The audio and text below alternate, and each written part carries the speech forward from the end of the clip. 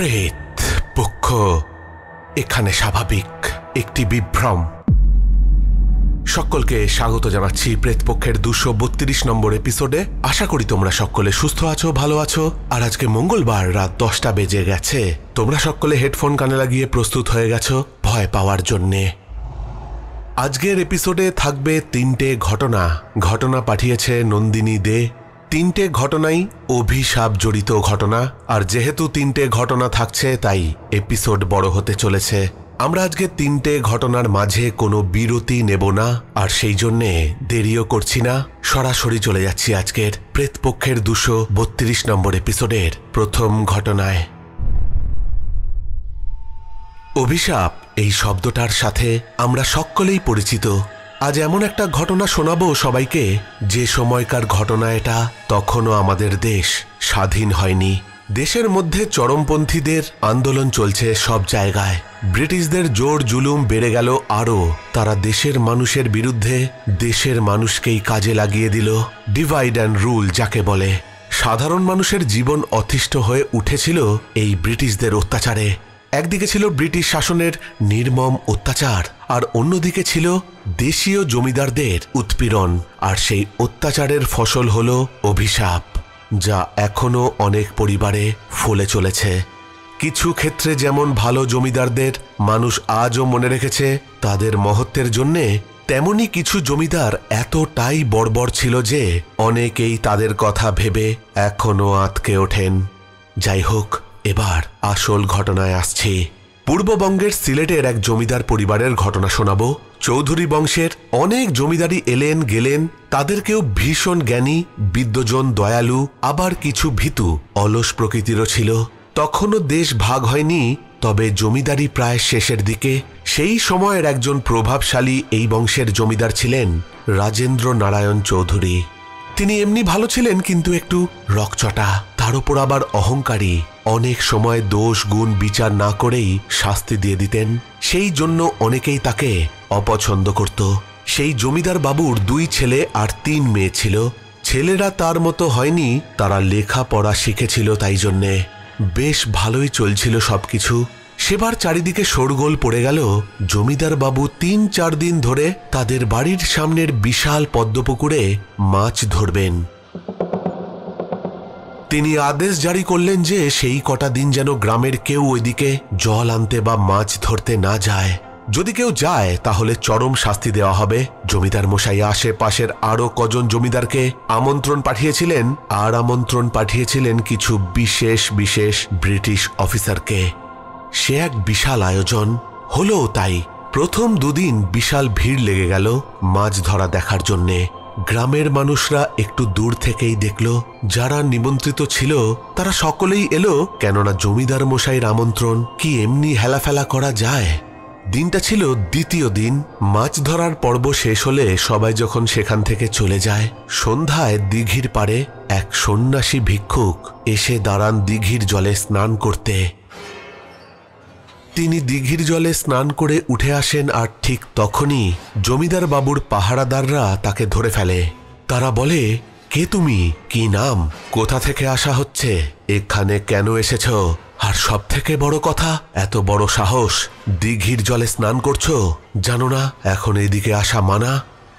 সব শুনে সেই সাধু বললেন, বাচ্চা, আমি সেই হিমালয় পর্বত থেকে আসছি। অনেক দিন ওখানেই ছিলাম, ধ্যান করছিলাম। বেশ কিছুদিন হয়েছে ফিরেছি। সন্ন্যাসী মানুষ, ঘরদোর নেই, যখন যেখানে জায়গা পাই শুয়ে পড়ি, থাকি, খাই। তোমার আমার বলে কিছু নেই গো, সবই তার। অনেকদিন ভালো স্নান আর ঘুম হয়নি, তাই এমন দিঘির জল দেখে স্নান করে নিলাম। এবার একটু ঘুমাবো, আর ভোর হলেই চলে যাব, কেউ জানতে পারবে না। তবু সেই 2 পাহারাদার তার পথ আটকে দাঁড়ায়। তাদের মধ্যে একজন কিছুতেই তার কথা শোনে না, গায়ে হাত তুলতে যায়। অন্য পাহারাদার তাকে থামায় আর বলে, দাঁড়া দাঁড়া, কি করছিস, দেবতার সাধক, এর গায়ে হাত তুলতে নেই। এরপর সে সেই সাধুকে এক জায়গায় বসতে দিয়ে বলে, সাধু বাবা, আমি একটা কম্বল আর একটু খাবার কিছু এনে দিচ্ছি তোমায়, তুমি বসো এখানে। এই বলে সাধু বাবাকে বসিয়ে সে চলে যায়, আর একটু পরেই ফিরে আসে, সঙ্গে একটা কম্বল আর কিছু খাবার। পেছনে তার বউ নিয়ে আসে গরম দুধ আর মুড়ি, তার সঙ্গে বাতাসা। সেই খেয়ে সাধু বাবা খুব তৃপ্তি পান আর তাদের আশীর্বাদ করে বলেন, তোর বংশে এমন অনেকের জন্ম হবে যারা অনেক খ্যাতি পাবে। সাধারণ ঘরে জন্মেও অসাধারণ হবে তারা। তোর বংশে কোনোদিন খাওয়া পড়ার অভাব হবে না। শুনে সেই পাহারাদার আর তার বউ খুব খুশি হলো আর তারা চলে গেল। সেই দিন শেষ রাতে সাধু বাবা উঠে সেই দিঘির জলে স্নান করে জোরে জোরে স্তোত্র পাঠ করতে শুরু করলেন। জমিদার বাবুর কান পর্যন্ত সেই খবর গেল আর তিনি তারই কিছু লেঠেল নিয়ে পদ্মপুকুরের ঘাটে এসে দাঁড়ালেন। সাধুকে দেখেই তার মেজাজ গেল চটে। জমিদার মশাই সেই সাধুকে বললেন, তোর এত সাহস, আমাকে দেখে প্রণামও করলি না, পাত্তাও দিলি না।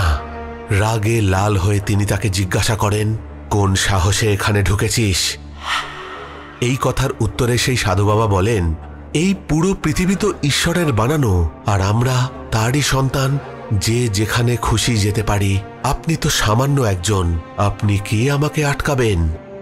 এই কথা শুনে জমিদার মশাই আরও রেগে গেলেন। বললেন, আপনার মন্ত্রপাঠ শুনে আমার ঘুমটা নষ্ট হয়ে গেল, আমি এর সাজা দেব আপনাকে। এই বলে তিনি লেঠেলদের সেই সাধুকে গাছের সাথে বেঁধে দিতে বললেন। তাকে গাছের সাথে বাঁধা হলো আর সঙ্গে চলল মারধর করা। সেই পাহারাদার যে কিনা সাধু বাবাকে কম্বল আর খাবার দিয়েছিল, সে ছুটে এসে জমিদার বাবুর পা ধরে বলল, ওনাকে ছেড়ে দিন, এমন করবেন না, পাপ লাগবে। শুনে জমিদার বাবু সেই পাহারাদারকেও গাছের সাথে বেঁধে হুকুম দিলেন আর সেই লেঠেলরা তাকেও পেটাতে থাকলো। মাত্রাটা ছাড়িয়ে গেল যখন জমিদার বাবু সেই সাধু বাবার গায়ে জোরে একটা লাথি মারেন। সাধু বাবা খুব ব্যথা পান আর মাথার এক পাশ দিয়ে তার রক্ত ঝরতে থাকে। চরম অপমানে তিনি কেঁদে ফেললেন। এই খবর চৌধুরী বাড়ির ভেতরে পৌঁছে যায়। বাড়ির মহিলারা এবার ছুটে আসলেন সেইখানে জমিদার মশাইয়ের অপকর্ম বন্ধ করতে। জমিদার মশাই সেই সাধু বাবাকে উদ্দেশ্য করে বিদ্রূপ করতে করতে বললেন, কি শখ মিটল? আমার দিঘির জলে স্নান করার শখ ঘুচেছে তো? এত ভগবানের সাধনা করলে কই, সে তো এলো না তোমায় বাঁচাতে। কোথায় গেল তোমার রক্ষাকর্তা? তুমি আমার নিয়ম অমান্য করেছ, আমার ঘুম নষ্ট করেছ, তাই এই শাস্তি দিলাম, যা সারা জীবন মনে রাখবে। সেই পাহারাদারকে তার বউ এসে কোনো মতে ছাড়িয়ে নিয়ে গেল। তবে জমিদার মশাই বললেন, এক রাতেই যেন তারা এই জমিদারি থেকে চলে যায়, নইলে দুজনকে জ্যান্ত কবর দিয়ে দেবেন তিনি। ঈশ্বরের অপমান, নিজের অপমান আর জমিদারের চরম দম্ভ দেখে সেই সাধু বাবা তাকে অভিশাপ দিলেন। তিনি বললেন, তুই ঠিক আমার মতোই কষ্ট পেয়ে মরবি, তবে তোর মৃত্যু হবে আরো ভয়ানক। এই বংশের সবচেয়ে উঁচু গাছের মাথা একদিন ভেঙে পড়বে। বাড়ির মহিলারা সেখানে এসে সাধু বাবাকে উদ্ধার করেন, কিন্তু তখন তার যায় যায় অবস্থা। তারা বারবার তার পা ধরে ক্ষমা চাইতে থাকেন। সাধু বাবা কিছুতেই ক্ষমা করলেন না। শেষে জমিদার মশাইয়ের বৃদ্ধা মা তার পায়ে হাত রেখে বললেন, বাবা, আমি আমার ছেলের হয়ে ক্ষমা ভিক্ষা করছি, বেশি দিন বাঁচব না, আপনি এই অভিশাপ ফিরিয়ে নিন। আমার দুটি নাতি তো দোষ করেনি, কিছুটা হলে ওরা একেবারে ভেসে যাবে। কিছুটা হলেও সাধুর মন গলল।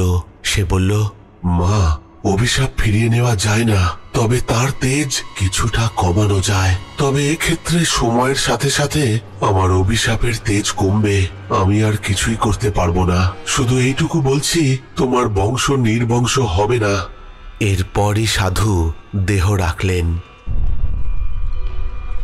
যথাযোগ্য সম্মানের সাথে সাধুর শেষকৃত্য সম্পন্ন করা হয়। কিন্তু এই ঘটনার পর থেকে জমিদারি এলাকার শান্তি শেষ হয়ে যায়। মুখে মুখে পুরো ঘটনাটা অনেক দূর দূর পৌঁছে যেতে থাকে। এদিকে জমিদার মশাই আজকাল ভেতর ভেতর ক্ষয়ে যাচ্ছেন।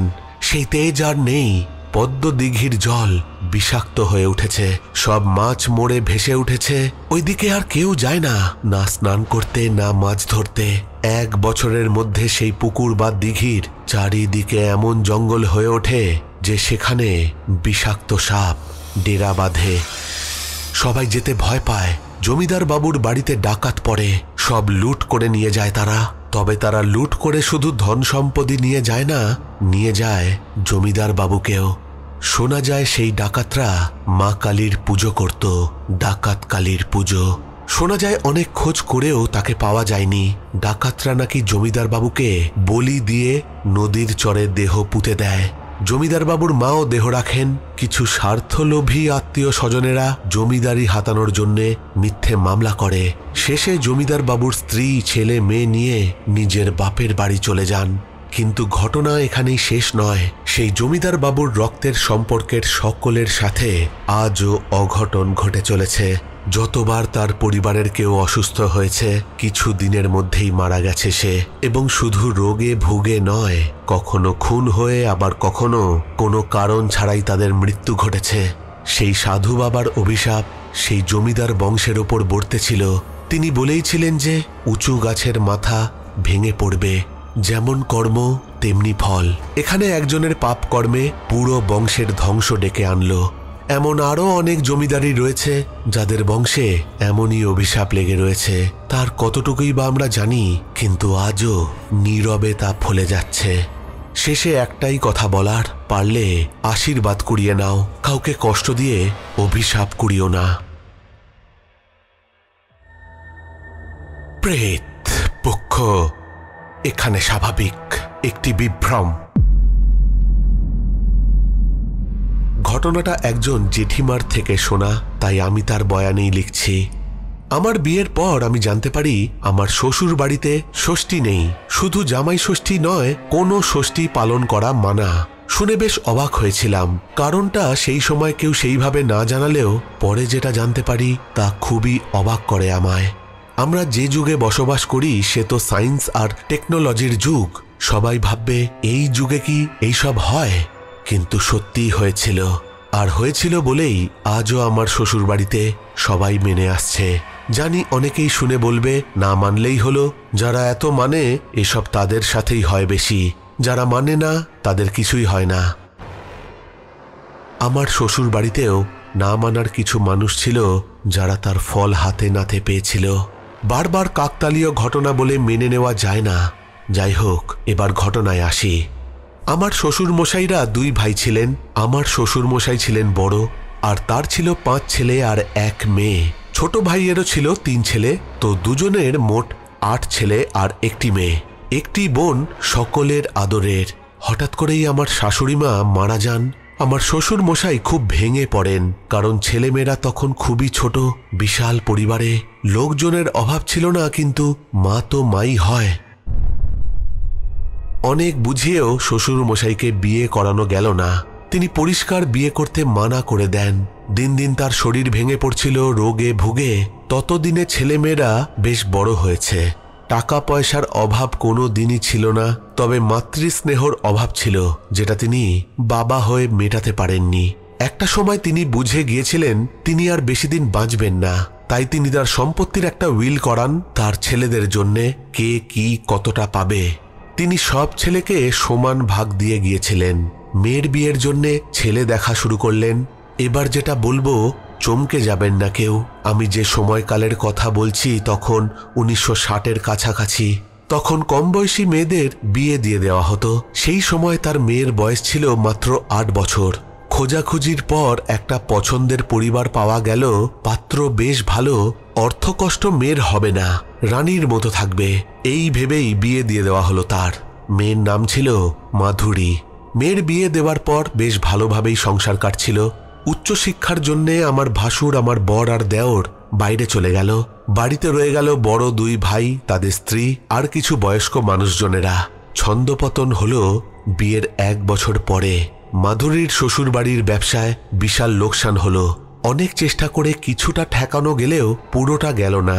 সেই সময় মাধুরীর স্বামী পড়েছিল মদের নেশায়, তার কিছু মাতাল বন্ধুর সঙ্গদোষে। একদিন তেমনই নেশার ঘোরে বাড়ি ফিরতে গিয়ে একটা রোড অ্যাক্সিডেন্টে মারা যায় সে। শ্বশুর বাড়িতে এরপর মাধুরীর থাকা প্রায় অসম্ভব হয়ে উঠল। সবাই এই সব কিছুর জন্যে তাকেই দায়ী করল। অলক্ষণে মেয়ের আখ্যা পেল মাধুরী। মেয়ের এই অবস্থা দেখে আমার শ্বশুরমশাই তাকে আবার বাড়ি নিয়ে চলে আসেন। তার বয়স মাত্র তখন 10। এই বয়সেই সে বিধবা হয়ে গেল। কম বয়সে একটার পর একটা আঘাত খেতে খেতে সে ভেতর ভেতর একেবারে শেষ হয়ে গিয়েছিল। বাপের বাড়ি এসে তো গিয়েছিল, কিন্তু গ্রামের লোকজন ব্যাপারটা ভালো চোখে দেখছিল না। বলল, বিধবা মেয়ের মাথায় চুল রাখা কেন, কেটে দাও, নিয়ম পালন করাও। কোনো শুভ অনুষ্ঠানে ঘরের বাইরে এনো না, অমঙ্গল হবে। শ্বশুরমশাই সুস্থ ছিলেন না, তাই সেভাবে প্রতিবাদও করতে পারেননি। বৌদিরা ভালো ছিল, তারা কিছু না বললেও বাড়িতে আরও যারা ছিল তারা কটু কথা সুযোগ পেলেই শোনাতো। বলে না, মেয়ের দুঃখ মাই বোঝে, আর এখানে তো তার মাই ছিল না। 2 দাদা আর বৌদি ছিল ভরসা। এরপর শ্বশুরমশাই মারা গেলেন। তিনি মারা যাওয়ার আগে মেয়ের জন্যে টাকা ও জমি রেখে দিয়ে গেলেন। এটাও বলে গিয়েছিলেন যে আমার অবর্তমানে আমার মেয়ের অনাদর করো না কেউ, ও আমার টাকাতেই খেয়ে পড়ে বাঁচবে, যদি পারো ওর আবার বিয়ে দিও। আরও কটা বছর কাটল, দিন যায়, বয়স বাড়ছে। মাধুরী আর আগের মতো নেই। এখন ওকে দেখতে আরো সুন্দর হয়েছে। গ্রামেরই এক লম্পট ছেলের চোখ পড়ল ওর দিকে। কুপ্রস্তাব দিলে সেটা নিয়ে অনেক ঝামেলা হয়, কিন্তু সেই ছেলেটা এটা সবাইকে বুঝিয়ে দিল যে প্রস্তাব ও নয়, মাধুরী ওকে দিয়েছিল, আর সে মানেনি। তাই জন্যেই এই সব ঘটনা ঘটল। যেটুকু স্বাধীনতা মাধুরীর ছিল সেটাও শেষ হয়ে গেল। চরম অপমানে সে নিজেকে ঘর বন্দি করে ফেলল। ডাকলেও সাড়া দেয় না, খায় না, স্নান করে না, পুজো দেয় না। ঘরের মধ্যে একা থাকতে থাকতে সে মানসিক ভারসাম্যহীন হয়ে উঠল। বোঝা যেত না সে সত্যি পাগলি নাকি অভিনয় করছে। বড় বৌদিকে জড়িয়ে ধরে খালি কাঁদতো। এদিকে বাড়িতে আমার সেজ ভাসুরের বিয়ের অনুষ্ঠান শুরু হলো। মাধুরী থাকলো না সেখানে। বিয়ের পর প্রথম জামাই ষষ্ঠী খেতে যাবেন আমার ভাসুর। ঠিক সেই দিন মাধুরী বায়না ধরল যে সেও যাবে তার সাথে। আমার সেজোজা বেশ আধুনিক মানসিকতার, কিন্তু এই শুভ দিনে এমন বায়নায় তিনি ভয়ানক রেগে গেলেন আর যা তা কথা শুনিয়ে দিলেন তাকে। সে তাকে বলে ফেলল যে এতই যদি ষষ্ঠী খাবার শখ, তো সিথির সিঁদুরটা বাঁচিয়ে রাখতে পারলে না কেন? তাহলে তো আজ এ বাড়িতে পড়ে থাকতে হতো না। বড় 2 যা থামানোর চেষ্টা করেও পারেনি। বাকি যারা বাড়িতে সেই সময় ছিল তারা বেশ মজা পেল। এখানে বলে রাখি, আমার সেজ ভাসুর কোনো প্রতিবাদ করেননি, কারণ তিনি বড়লোক বাড়ির ঘরের জামাই ছিলেন তখন। এরপর তারা ষষ্ঠী খেতে চলে যান। মাধুরীকে সেই বাড়ির ঠাকুমা গোছের একজন বলেন, ধিক ধিক বাপু তোকে, ছোটবেলায় মাকে খেলি, বিয়ের পর স্বামীকে খেলি, বাপকেও খেলি, তোর কি মরণ হয় না রে? শরীরে তো যৌবন ফুটে উঠছে, আর পাড়া গাঁয়ের ছেলেরা তা দেখে বেড়াচ্ছে।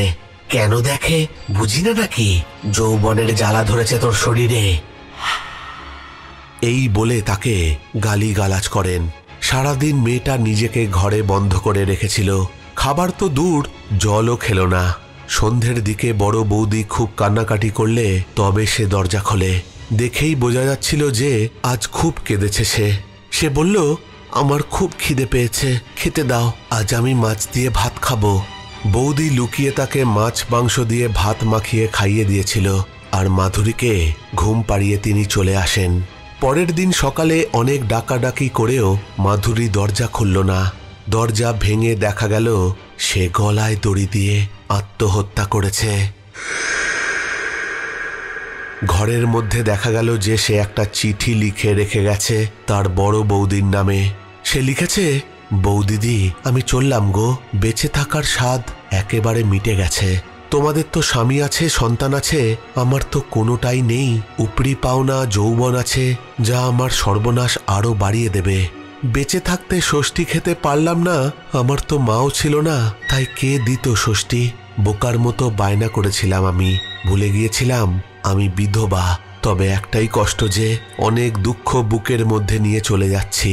আমি যেসব দাদাদের চোখের মণি ছিলাম, সেই দাদারাই বোনের অপমানের কোনো প্রতিবাদ করেনি। এই সংসারে আমি বাড়তি বোঝা। পরে আরো 2 দাদার বিয়ে হবে, আর তাদের বউরাও আমায় সর্বনাশী বলবে। আমার জন্যে তোমাকেও অনেক কটু কথা শুনতে হয়। পরের জন্মে আমি যেন তোমার পেটের মেয়ে হয়ে জন্ম নিই, এই প্রার্থনা করি ভগবানের কাছে। তবে যে কারণে আজ আমায় এত কম বয়সে চলে যেতে হচ্ছে তার জন্য আমি এই পরিবারকে অভিশাপ দিয়ে যাচ্ছি। এই পরিবারের কেউ কোনো দিন ষষ্ঠী দিতে পারবে না, কোনো ষষ্ঠী পালন করতে পারবে না। এরপরেও যদি কেউ করে তাহলে যাকে ষষ্ঠী দেওয়া হবে তারই মৃত্যু ঘটবে। এতটা শুনে আমি অবাক তো হয়েছিলাম, কিন্তু একটা মেয়ে হয়ে আরেকটা দুঃখী মেয়ের জন্যে ভেতর থেকে কেঁদে উঠেছিলাম। কতটা কষ্ট পেয়ে আর কষ্ট নিয়ে সে চলে গিয়েছিল। না, আমি কোনোদিনই পালন করতে চাইনি এই ষষ্ঠী, তবে যারা যারা মানেনি তাদের পরিণতির কথা এবার বলি। আমাদেরই পরিবারের এক দাদা মেয়ে জামাইকে ষষ্ঠী খাওয়ান। ঠিক তার 1 মাস পরে মেয়ে জামাই দুজনেরই মৃত্যু হয়। এই দিয়েই শুরু। এরপর বেশ কিছু বছর বন্ধ থাকে এই পরব। আবার আমার এক যা তার বড় মেয়ের জামাইকে ষষ্ঠী দেন, সেও 3 দিনের জ্বরে মারা যায়। এরপরও এমন কয়েকটা ঘটনা ঘটে। শেষ ঘটনাটা ঘটে 2019 সালে আমার ছোট জায়ের সাথে। আমার ছোট যা খুবই একরোখা। দেওর মানা করলো, আমরাও শুনে মানা করেছিলাম, সবাই মানা করলো, কিন্তু ও শুনল না কারোর কথা। দিল ষষ্ঠী জামাইকে, তার ছোট মেয়ের বরকে। বিয়ের পর জামাইয়ের নাকি একবারও ষষ্ঠী খাওয়ানো হয়নি, তাই তার খুব ইচ্ছে একবার হলেও এটা করা হোক। ষষ্ঠী করা হয়েছিল, আর 6 মাসের মধ্যে তার ছোট জামাই হার্ট অ্যাটাকে মারা যায়। তার ঘরে তখন মাত্র 2 বছরের একটি ছেলে। পুরো পরিবার শোকে পাথর হয়ে গিয়েছিল। সেই সময় করে যাওয়া অভিশাপ আজও একই রয়ে গেছে, কোনোভাবেই চলে যায়নি বা কাটানো যায়নি। আর হ্যাঁ, যে সেজ ভাসুর আর যা তাকে সেদিন অপমান করেছিল তারা পথের ভিখারি হয়ে গিয়েছিল। পরে ছোট ছেলে কিছুটা সচ্ছল অবস্থায় আনে তাদের সংসারকে, কিন্তু ভাগ্য ফেরাতে পারেনি। তাই কারোকে মনে কষ্ট দিও না, কারণ সেই কষ্টের মূল্য অনেক সময় জীবন দিয়েও দিতে হতে পারে। এই বলে জেঠিমা ঘটনা শেষ করেন। তুমি পড়ে দেখো দাদা, যদি ভালো লাগে তবে শুনিও আমাদের প্রেতপক্ষের পরিবারের সবাইকে।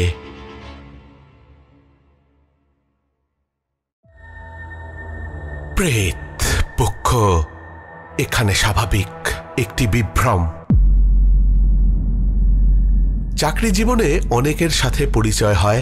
তাদের মাঝে কিছু মানুষ মনে থেকে যায়, আর কিছু মানুষ স্মৃতির পাতায় হারিয়ে যায়। নিতাদির সাথে আমার আলাপ হয় স্কুলেই। সে কিছুদিনের জন্য আমার স্কুলে গেস্ট টিচার হয়ে আসে। আমার সাথে তার খুব গল্প হতো। যদিও সে ম্যারিড ছিল আর সিনিয়রও, তবু আমার সাথে গল্পটা বেশি হতো তার।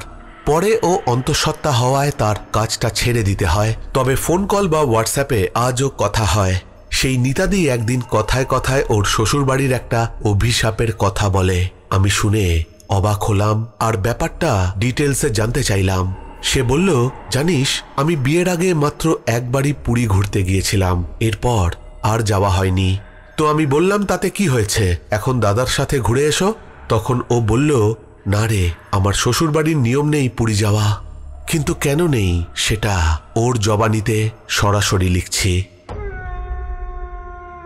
আমার শ্বশুরমশাইরা 2 ভাই ছিলেন। বাড়িতে আরও কাকাতো ভাইরাও রয়েছেন। শরিকি বাড়ি, হাঁড়ি আলাদা হলেও ভাইয়ে ভাইয়ে খুব মিল ছিল। আমার বড়রা 2 ভাই, তারা যখন ছোট ছিল তখনই প্রথম এই অভিশাপের কথা জানতে পারে।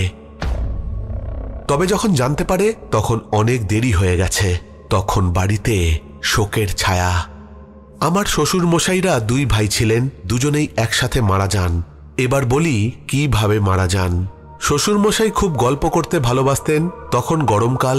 একদিন রাতের বেলায় খাওয়া দাওয়া শেষ করার পর 2 ভাই মিলে গেল গেটের বাইরে, যেখানে সিমেন্টের একটা বেঞ্চ করা আছে। সেখানে বসে তারা গল্প করতে লাগলেন।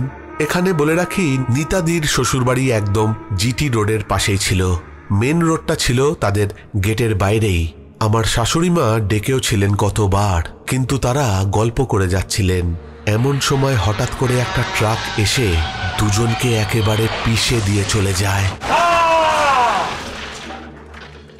এই ভয়ানক মৃত্যুর দৃশ্য দেখে আমার শাশুড়িমা কিছু সময়ের জন্য চিৎকার করতেও ভুলে গিয়েছিলেন। এরপর তিনি চিৎকার করে সবাইকে ডাকতে থাকেন, কিন্তু দুঃখের বিষয় হলো সেই ট্রাকটাকে পাওয়া যায়নি বা ধরাও যায়নি। সেই ট্রাক তাদেরকে চাপা দিয়ে অদৃশ্য হয়ে গিয়েছিল। এলাকার মানুষরা অনেক দিন জিটি রোড পাহারা দিয়ে সেই ট্রাকের হদিশ পায়নি। তাদের শ্রাদ্ধানুষ্ঠানের দিন আমাদের বাড়িতে আসেন একজন গুরুজি। তিনি এসে বলেন, আমি আগেই মানা করেছিলাম তবু শুনলো না, আমার কথাটার ফল পেয়েছে। তোমরা তো জানতে, তোমরা কেন আটকাওনি ওদের? আমার শাশুড়ির শারীরিক আর মানসিক দুটো অবস্থাই খুব খারাপ হয়ে পড়েছিল, তবু তিনি সবটা জানতে চান। তখন সেই গুরুজি বলেন, তোমাদের বংশে এক অভিশাপ আছে, একজন গরিব বুড়ি মায়ের অভিশাপ। সেই গুরুজি বলেন যে অনেক বছর আগে তখন আমার বাবা এই বাড়ির গুরু ছিলেন, তার সময়কালেই এই ঘটনাটা ঘটে। আমার শাশুড়ির যিনি শ্বশুর ছিলেন তিনি সুদে টাকা দিতেন, তার কাছ থেকেই একজন বুড়িমা কিছু টাকা সুদে নেন তার ছেলের কিছু প্রয়োজনের জন্যে। পরে তার ছেলে তার মাকে সেই টাকা ফেরত দেয়নি। এদিকে সুদ বাড়তে থাকলো, আসল আর সুদ মিলে অনেক টাকা হয়ে গেল। বুড়িমা আরো কিছু সময় চাইল, কিন্তু তিনি আর সময় দিতে রাজি ছিলেন না। পরে বুড়িমা বললেন, বাবা, আমি মরে গেলে আমার ওই বন্ধকের জিনিসটা তুমি নিয়ে নিও, আমাকে অল্প কিছু টাকা দিও, তাহলে একবার পুরীর জগন্নাথ দেবের দর্শন করে আসতাম। অনেক দিনের ইচ্ছা, ছেলেটা তো আর নিয়ে গেল না, তাই নিজেই যাব। তিনি দিয়েছিলেন টাকা কিছু, কিন্তু বুড়িমা চলে যেতেই তার বাড়ি থেকে বুড়ির শেষ জীবনের কিছু সম্বল তিনি চুরি করে নিয়ে আসেন।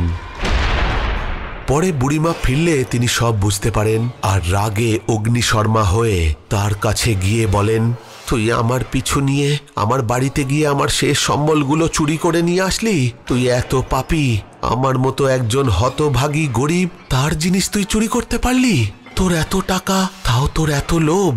জীবনের শেষ দিনে একটু তীর্থ করতে গিয়েছিলাম আর সেই ফাঁকে তুই এমনটা করলি, কি করে করলি রে? তিনি কান্নায় ভেঙে পড়েছিলেন। আমার দাদা শ্বশুর তখন বলে উঠলেন, হ্যাঁ, পুণ্যি করে এলে, তাও আবার ধারের টাকা দিয়ে। আসল তো আসল, আমার সুদটা পর্যন্ত দিতে পারোনি, তার আবার ধর্মকর্ম। চোর আমি না, তুমি। সেই জন্যেই তো ছেলেও মুখ দেখে না মায়ের।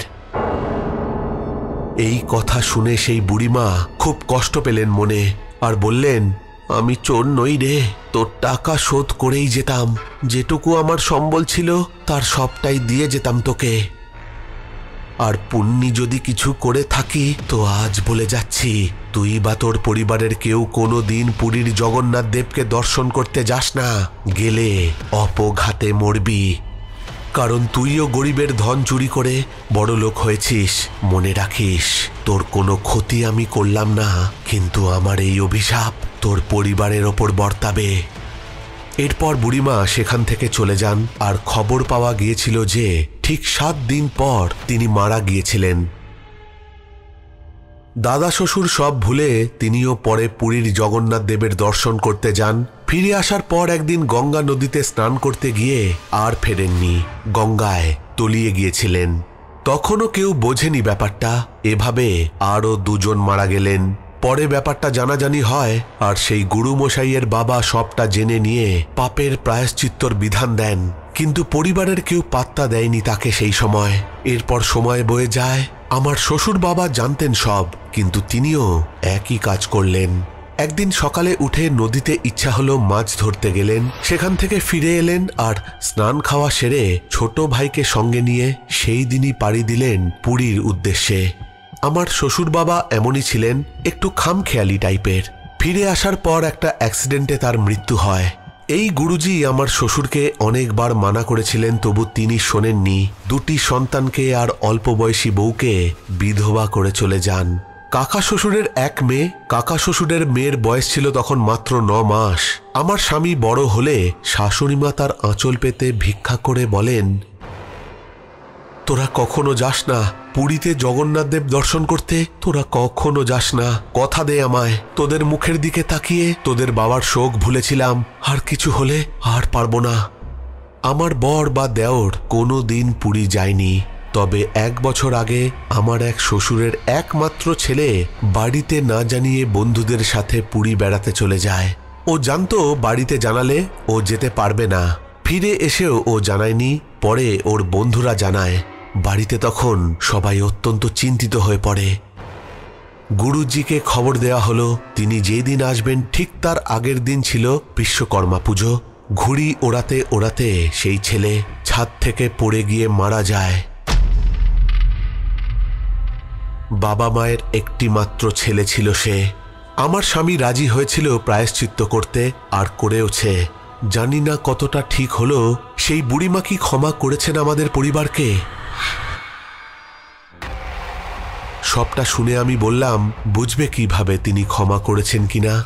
নিতাদি বলল যে গুরুজি বলেছেন প্রতি পূর্ণিমা তিথিতে সেই বুড়িমার বাড়িতে ঘিয়ের একটা প্রদীপ জ্বেলে আসতে, আর তিনি এও জানান যে সেই বুড়িমাকে উদ্দেশ্য করে প্রার্থনা করতে হবে। এতে যদি অভিশাপ কাটে তো কাটবে, নইলে যা আছে তাই থাকবে। তবে এই বাড়ির মেয়েদের অন্য বাড়িতে বিয়ে হয়ে গেলে তাদের সাথে কিছু হয়নি, তারা পুরী যেতেই পারত। এই ছিল আমার শেষ অভিশাপের ঘটনা। আশা করি তুমি পড়ে শোনাবে সবাইকে। খুব ভালো থেকো আর সুস্থ থেকো তুমি।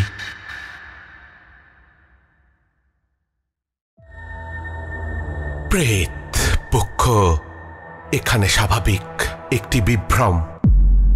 তো এই ছিল 3টে ঘটনা, অদ্ভুত 3টে ঘটনা কিন্তু শুনে নিলাম। 3টে ঘটনাতেই শুনলাম 3টে অভিশাপের কথা। সত্যি অদ্ভুত। তোমরা অবশ্যই কমেন্ট করে জানাবে যে তোমাদের কেমন লাগলো ঘটনাটা। আর যদি ঘটনা ভালো লাগে তাহলে অবশ্যই একটা লাইক দেবে। যারা নতুন শুনছো সাবস্ক্রাইব করে নেবে আমাদের চ্যানেলটাকে, যদি তোমাদের ঘটনা ভালো লেগে থাকে। আর ঘটনা যদি আমাদেরকে পাঠাতে চাও তাহলে পাঠিয়ে দিতে পারো আমাদের অফিসিয়াল ইমেল আইডিতে pretpokho@gmail.com-এ। ঘটনা পাঠাতে পারো আমাদের প্রেতপক্ষের ফেসবুক পেজ ইনবক্সে। আর সব থেকে সহজ উপায় হচ্ছে হোয়াটসঅ্যাপ নাম্বার হচ্ছে 9432129921। এখানে তোমরা ঘটনা টেক্সট করে পাঠাতে পারো। তবে ঘটনা পাঠাবার আগে একটা জিনিস দেখে নেবে যে সেই সব ঘটনা যেন অন্য কোনো সোশ্যাল মিডিয়া প্ল্যাটফর্ম থেকে তুলে নেওয়া বা কপি করে নেওয়া ঘটনা যেন না পাঠিয়ে দাও। কেননা কপিড কন্টেন্ট পাঠালে কপিরাইট ক্লেম আসবে, আর কপিরাইট ক্লেম এলে আমাকে সেই ভিডিও বা সেই এপিসোড ডিলিট করে দিতে হবে। তাহলে চলে যাচ্ছি একটু শাউট আউটের দিকে। বাবাই দাস লিখেছে, ফার্স্ট লাইক ফার্স্ট কমেন্ট করে প্রতিবারের মতো চলে এলাম। কমেন্ট করেছে সৌমিত্র সর্দার, লিখেছে দাদা গল্পগুলো ঠিক আছে এবং এরম গল্পই ঠিক আছে, অসুবিধা হবে না, কিন্তু এপিসোড আরেকটু বড় করতে হবে, অন্তত 50 মিনিট, তাহলে ঠিক হবে। দেখো ব্যাপারটা হচ্ছে ঘটনার দৈর্ঘ্য আমি কিন্তু নির্ধারণ করি না। যেমন ঘটনা আমার কাছে আসে আমি সেই ঘটনার থেকেই সিলেক্ট করে নিই। ঘটনা যদি বড় আসে তাহলে বড় হবে, না হলে যদি ঘটনা ছোট আসে তাহলে ছোটই শোনাবো। পি গেমিং ওয়াইটি লিখেছে, আই এম জাস্ট স্পিচলেস। মারাত্মক ভালো একটা ঘটনা শুনলাম। স্কুল ফিস জমা দেবো বলে স্কুল নিয়ে গিয়ে হারিয়ে ফেলেছিলাম, বা বলতে পারো চুরি হয়ে গিয়েছিল সেদিন। ভয় বাড়িতে জানালে মারবে ভেবে। সেদিনও এমনই একজন শেখরদা, স্কুলের লাইব্রেরিয়ান, আমার ফিসটা নিজের টাকা দিয়ে জমা করে দেন। তার সেদিনের ঋণের কথা আমি কোনোদিনই ভুলবো না। তোমার আত্মার শান্তি হোক শেখরদা, পরপারে ভালো থাকো তুমি। এই যে কমেন্টটা এসছে না যে এপিসোডটাকে উদ্দেশ্য করে, সেখানেও একজন শেখরদার উল্লেখ আছে। আর যিনি কমেন্ট করেছেন পি গেমিং ওয়াইটি, আমি নামটা এখানে পাচ্ছি না, তার সঙ্গেও হয়তো এরকম একটা ঘটনা ঘটে গেছে, তাই তিনি এরকম একটা কমেন্ট করেছেন। মুনমুন দে লিখেছে, ভীষণ ভালো গল্প বলো তুমি, ঘুমের ওষুধ তোমার গল্প আমার কাছে, থ্যাংক ইউ। কমেন্ট করেছে সোনালী ভক্ত, অসিত কর্মকার, বিদিশা মণ্ডল, চুমকি ঘোষ, বিবেক দাস লিখেছে, খুব সুন্দর একটা ঘটনা রাজদা, তোমার গলার ভয়েসের ঘটনা শুনে আরো অসাধারণ লেগেছে আমার। নন্দিনী ম্যাডাম, আপনাকে অসংখ্য ধন্যবাদ, এত ভালো ভালো ঘটনা আমাদের সঙ্গে শেয়ার করে আসছেন এবং আগামী দিনগুলোতে এভাবে আমাদের পাশে থাকবেন এই আশা রাখছি। কমেন্ট করেছে সুমিত্রা পট্টনায়ক, শ্যাডো ওয়ারিয়ার, মালবিকা দে, সুতপা নাগ, নন্দিতা পাল, নবনীতা দে, সরস্বতী হালদার, তন্ময় মণ্ডল, সৃজিতা ব্যানার্জি লিখেছে, গল্পটা শুনে ভয় লাগেনি বেশি, কিন্তু খুব কষ্ট হলো। সত্যি গল্পটা শুনে চোখে জল এসে গেল, আপনার ভয়েসটা খুব সুন্দর। অজন্তা হোল লিখেছে, ঘটনাটা শুনে চোখ দিয়ে জল বেরিয়ে এলো, ওনার আত্মার শান্তি কামনা করি। একলা পথের পথিক রে ভাই লিখেছে, যা হোক ভয় পেলাম আর মূল্যবোধের প্রয়োজনীয়তাও পেলাম। কমেন্ট করেছে বর্ষা চ্যাটার্জি। নন্দিনী দে লিখেছে, খুব সুন্দর করে শোনালে ঘটনাটা, অনেক ভালো থাকো তুমি। নন্দিনী আমাদেরকে এই ঘটনাটা পাঠিয়েছিল। কমেন্ট করেছে ইটস মাই লাইফ, আমি কুয়েত থেকে শুনছি, সত্যি খুব কষ্ট লাগলো। পূজা হালদার আর মায়া সরকার। এই সবকটা কমেন্টই এসছে অপমান ও আত্মহত্যা, এক স্কুলের মৃত কর্মীর আত্মার ফিরে আসার ঘটনা, প্রেতপক্ষের 230 নম্বর এপিসোডকে উদ্দেশ্য করে। তাহলে আজকের মতো এখানেই শেষ করছি। ফিরে আসবো পরের সপ্তাহে নতুন কোনো ঘটনা নিয়ে। ততক্ষণের জন্য তোমরা সকলে ভালো থেকো। Love you all, tata.